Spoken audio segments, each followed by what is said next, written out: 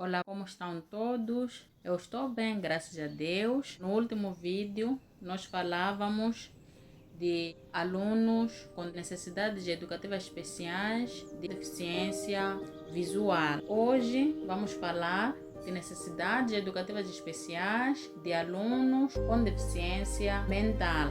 Para melhor percebermos este tema, vamos falar do conceito da deficiência mental, de algumas causas, dos comportamentos típicos de alunos com necessidades educativas especiais de caráter mental e vamos também falar de algumas estratégias de orientação na sala de aula. Antes de definirmos a deficiência mental, vamos falar um pouco da mente humana.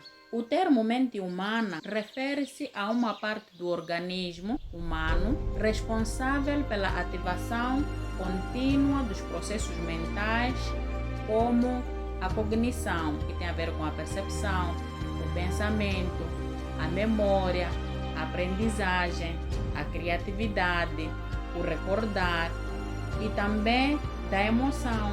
Estamos a falar da alegria, da tristeza, o medo, a surpresa, o ciúme, a vergonha, a culpa e a consciência, a motivação, a vontade, a intenção, o desejo, entre outros.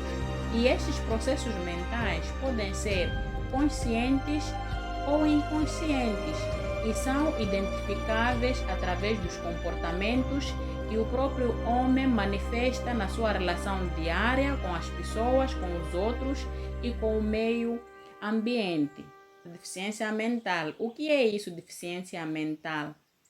Segundo Almeida, 2014, é uma incapacidade caracterizada por limitações ou dificuldades significativas no funcionamento intelectual e o comportamento adaptativo, e está expresso nas habilidades sociais, conceituais e práticas. E esta incapacidade começa-se a identificar antes mesmo do indivíduo atingir os 18 anos.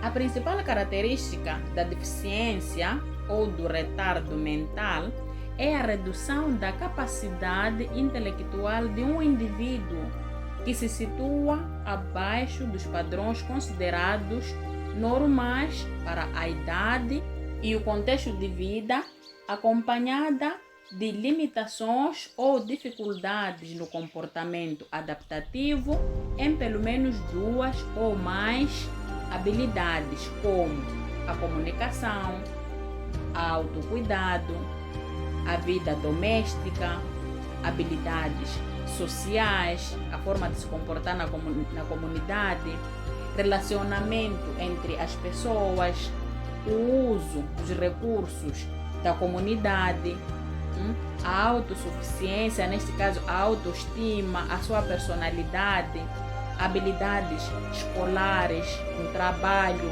o lazer, a saúde, a segurança. Quer dizer, o indivíduo mostra dificuldades nestes comportamentos todos perante a sociedade. E quais seriam as prováveis causas? As causas podem ser biológicas ou ambientais. As biológicas estão relacionadas com as doenças de natureza congênita, hereditária ou genética. Há aquelas famílias que já têm um histórico de tender a ter esta deficiência. Então, a pessoa também pode apresentar essas mesmas características se o historial da sua família apresentar esta tendência. As causas ambientais são aquelas que têm origem fundamentalmente no comportamento humano de risco, como nos casos de acidentes, desviação, consumo de drogas, a violência, malnutrição, doenças e outras situações, até mesmo acidentes naturais. As necessidades educativas especiais no contexto da deficiência mental são determinadas por níveis ou capacidades de inteligência, o chamado quociente de inteligência. A equação vulgarmente usada para determinar o quociente de de inteligência de qualquer pessoa e, consequentemente, o seu grau de inteligência ou comprometimento intelectual é o seguinte: QI é igual à idade mental sobre idade cronológica vezes 100. Neste caso, a idade mental diz respeito a do amadurecimento mental, só mensurável a partir da aplicação de um teste psicológico apropriado através de uma pessoa ou um médico especializado na área. A idade cronológica refere-se ao tempo atual de vida da pessoa, ou seja, os anos de vida que este indivíduo tem. Podemos encontrar também esta correspondência do consciente, de inteligência e as competências individuais. Depois de aplicado este teste, podemos encontrar 5 tipos ou níveis de comprometimento. O primeiro nível é o limítrofe, que é de 68 a 89. Aqui o aluno não apresenta problemas claros da deficiência. Tem competência acadêmica que às vezes é perturbada por algum atraso na aprendizagem, originado por fatores sociais ou culturais desfavorecidos, a falta de afeto, por exemplo, e outros. Este aluno tem alguma autonomia, ele consegue realizar as atividades escolares normalmente. E temos o segundo nível, que é ligeiro. Está no intervalo de 52 a 67. Enquadra-se neste nível aqueles alunos que, sem ter deficiência mental, apresentam mais dificuldades de aprendizagem devido a uma leve disfunção no cérebro. Essas pessoas aprendem de forma normal no seu dia a dia, no contexto familiar, mas já na escola é onde experimentam algum desconforto ao apresentarem as suas competências cognitivas. É aí onde se percebe já que este aluno tem alguma deficiência mental, porque é aqui onde ele precisa implementar, mostrar as suas competências cognitivas, e é aí que ele encontra já dificuldades. E temos o terceiro nível, que é moderado, de 36 a 51. Neste grupo, os alunos já apresentam alguns comportamentos característicos da deficiência: lentidão, atraso no pensamento e alguns outros que havemos de ver abaixo. Aqui estes alunos necessitam de ajuda do professor, embora não sejam totalmente dependentes do desempenho de algumas tarefas básicas, como de leitura, escrita, cálculo e resolução de problemas escolares e de natureza social, neste caso na comunidade. Temos o quarto nível, que é severo, parte de 20 a 35. Neste nível ou estágio, os alunos precisam de ajuda constante na escola e na família. Tem autonomia mínima na realização de atividades escolares e sociais, mas sob vigilância permanente. Quer dizer, esses alunos conseguem realizar algumas atividades escolares e mesmo em casa, mas mesmo assim precisam de estar vigiados pelos professores ou então pela família, como lavar pratos, tomar banho, vestir-se, pentear o cabelo, escovar os dentes. E escolares simples, como fazer pequenos cálculos, ler algumas letras, sílabas. Então, isso tudo precisa do apoio do professor. E também temos, já por último, o nível profundo da deficiência mental, que está abaixo de 20. Aqui já os alunos são totalmente dependentes dos professores, ou seja, estes alunos têm muitas dificuldades para realizarem qualquer atividade diária na escola, assim como na sua casa. Por isso, estes alunos precisam de muita atenção da família e do professor. Mas apesar destes alunos com necessidades educativas especiais do caráter mental registrarem uma redução significativa ou progressiva no desempenho de competências cognitivas do nível desejado para o profundo, as habilidades de comportamento adaptativo devem ser exploradas o máximo possível, para se permitir que estes sejam o mais autônomos possível na realização das atividades diárias, seja em casa, assim como na escola. E é por isso mesmo que a sua avaliação escolar não deve ser determinada apenas pelas suas capacidades intelectuais, mas tendo em conta todas as outras suas dimensões humanas. Quer dizer, devemos avaliar aquilo que ele antes não sabia, mas que agora já sabe fazer. Por exemplo, antes ele não sabia escovar os dentes sozinho, ele agora já sabe escovar.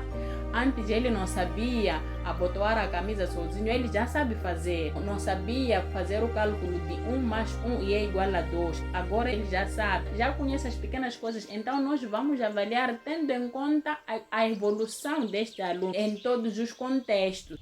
E quais seriam algumas atitudes, alguns comportamentos para nós identificarmos estes alunos numa sala inclusiva? O que é que o professor deve ter em conta para identificar este aluno que tem alguma deficiência mental ou intelectual? Porque o que nós vimos atrás é aquilo que um médico pode observar, mas já o professor precisa perceber a parte pedagógica, os sinais que ele deve identificar enquanto estiver numa sala de aula, que é para poder orientar este aluno metodologicamente. O professor na sala de aula deve estar atento a que estes alunos apresentam uma lentidão na compreensão e realização de tarefas escolares e sociais. Apresentam estilos diferentes para aprender e executar tarefas escolares. Por exemplo, algumas tarefas, ao invés do aluno estar na sala de aula a escutar o professor a falar, ele gosta mais de realizar aquela atividade dançando ou brincando, que pode ser através de jogos também. Estes alunos apresentam dificuldades em identificar cores, em ler, contar, calcular, escrever e falar com assertividade. Tem dificuldades na fala. O aluno apresenta dificuldades de compreender e executar instruções simples. Tem dificuldades de processar informação e outros estímulos do meio. Quando o professor coloca uma questão, o aluno precisa de um tempo para processar, compreender a mensagem e poder reagir ao estímulo. O aluno tem dificuldade de prestar atenção, muito tempo, de memorizar a informação que é dada. Neste caso, o aluno esquece-se facilmente, apresenta dificuldades em interpretar a realidade social. Ele não consegue fazer uma leitura do que acontece na sociedade e encontrar uma lógica. Tem dificuldades de cuidar de si, de cuidar da higiene pessoal.